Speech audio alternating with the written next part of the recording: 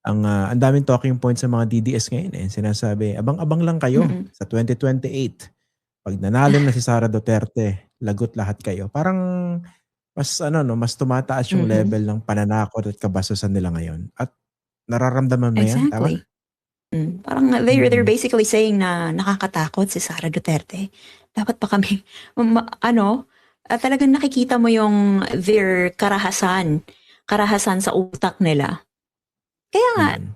I campaign against her. Kasi hindi dapat manalo yung leader na out there for revenge, out there for Okay. violence. Diba? Ito nakikita ko talagang target na target ka ng mga panatiko at saka mga trolls. Ito sa mga DDS viewers natin kasi mahal na mahal kayo mga DDS, no? Kung napapansin nyo, I make a distinction, no? Panatiko at saka trolls.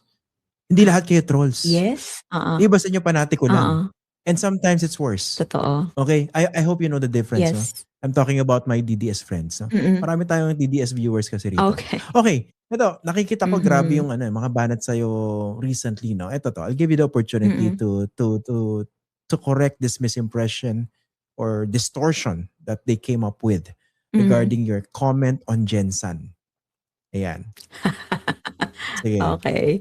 Yes. Ano ba yung nangyari So, doon? Kasi there's a quote. ginawan ka lang sa katutak na meme eh. Totoo. There is a quote card going around na sinabi ko raw, yung Jensan part ng Davao region yun eh. They deliberately removed the phrase, when I was younger. And when I say when I was younger, that's like, before September 2001 kasi, bago pa kami naging SOC Sergeant, talaga namang parte ng Jensan, parte ng Region 11 ang Jensan. I remember that very clearly kasi sa church namin, we gather, we have regional conferences eh. And that time, pumupunta kami ng MAA, Davao City. Taga Jensan ako, pero we represent the Region 11. And Region 11 is Davao Region today, na Southern Mindanao naman noon. Pero syempre, ginamit ko yung Davao Region kasi yun yung known today eh.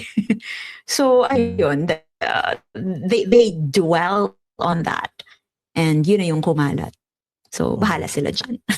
Pero yun, ano yung mga worst na nakukuha mong pambabash sa'yo or pananakot Ay, coming from lalo na yung kay these people? Grabe, lalo na yung kay Bugris. Meron kasi silang, actually itong si Bugris na nakakatawa, may content creator na based sa Dubai, si Eloy Bugris. Ano siya napansin ko na kasi tinatag na siya before sa mga contents ko na i-trash talk nga daw ako. Pero napapansin ko, hindi ko maklik yung name niya. Kasi diba, pag tinatag yung person or yung account, diba dapat nakiklik mo yung account niya? Hindi ko maklik. So parang blinak ba ako nito? So I asked a friend, can you send me yung official account nitong Eloy Bugris nito? Kasi pinapatrash talk nga daw ako. Blinak niya na ako. I found out. So anyway, nakakatuwa siya. No, hindi siya nakakatuwa. Ridiculous kasi tinatrash talk niya ako at saka kung ano-anong kasinungalingan. My God, hindi ko alam kung saan niya pinagkukuha yun. Alam mo yun, even kwento, mga kasinungalingan about my family. And yung pinaka talagang nagalit ako is binalahuran niya yung nanay ko eh. And namayapa na yung nanay ko eh. Ginawa niya pa ng kung ano-anong kwento na talagang hindi totoo. But, dahil sa pinagagawa niya, maraming mga kaibigan na Duterte supporters ang, sabi nila, hindi daw nila nagustuhan yung pinagagawa nila ng mga kapwa nila Duterte supporter. So, ayun, kahit mismo among their ranks, talagang napapangitan na sa ugali nila. Which is a good thing. It's a good thing. Kahit parang pinapakita nila. Nakakita ng mali. Exactly. May mga nakakita na ng kapangitan ng kapwa nila DDS. So, pero ayun. How are you holding up? No? Kasi hindi madali yan eh. I suppose, pag binuksan yung private messages mo, marami nagmumura sa'yo ng babalahura, hindi ba? So, how are you dealing with that? Number one, kahit blinak ako nun, pinapasa sa akin yung mga contents, diba? First 3 seconds, pag alam kong pangit and kasinungalingan, hindi ko na pinapanood. And then may mga contents na pinapanood ko talaga kasi I have to know what kind of lies ang ini-spread nila out there. So pinapanood ko siya and well, I know my truth eh. So yun yung talagang nagpo-protect sa akin. Kasi pag alam mo yung katotohanan, hindi ka masasaktan eh. I just worry about my family. Kaya lagi ko sinasabi sa kanila, kasi galit na galit yung pamilya ko eh. Pero lagi ko sinasabi sa kanila, I'm holding up very well. Kasi I know my truth and clear yung goal ko eh. Kaya kahit anong gawin nila ang pambabalahura, hindi nila ako matitinag because, I have my God. I always always have conversations with my Lord. So, yun yung nagbibigay sa akin ng lakas ng loob. And number 2, ang daming suporta. Well, we're flooded with messages of support. Dun po ako nagfo-focus.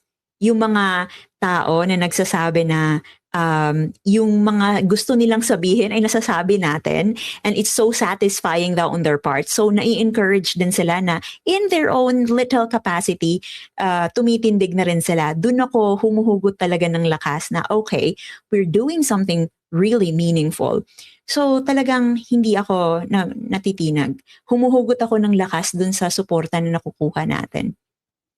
Actually, malaking bagay talaga yung suporta ng mga kababayan natin na nakikita ko ano yung tama sa ginagawa mo. No? Pero basta malinaw naman yung prinsipyo na pinagbabasihan mo, actually, hindi mo kailangang makarinig eh. No? Although nakakatulong yun. Di ba?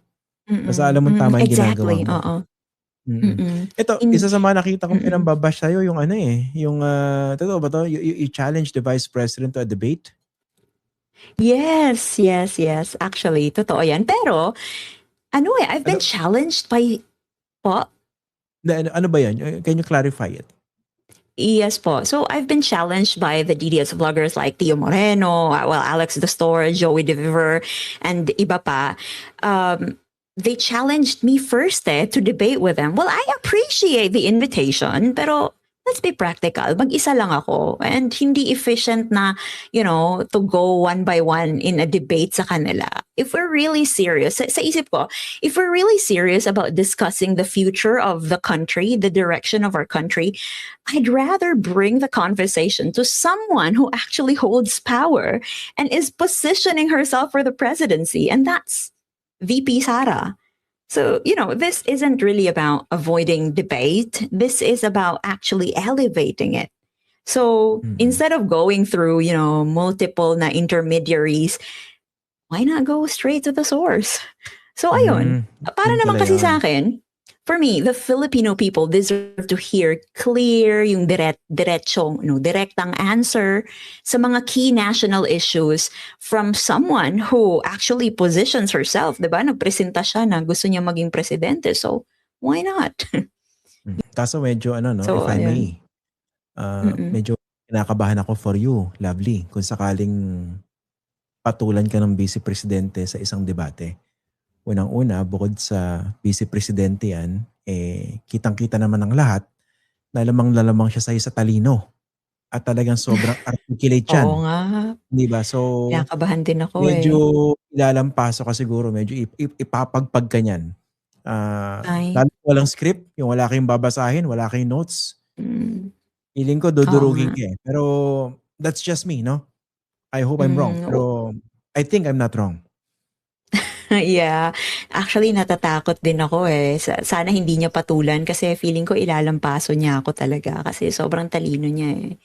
Oo. Ay. Medyo baka pwede mo nang bawiin. Okay lang. Bawiin mo yung, sabi mo, natakot ako.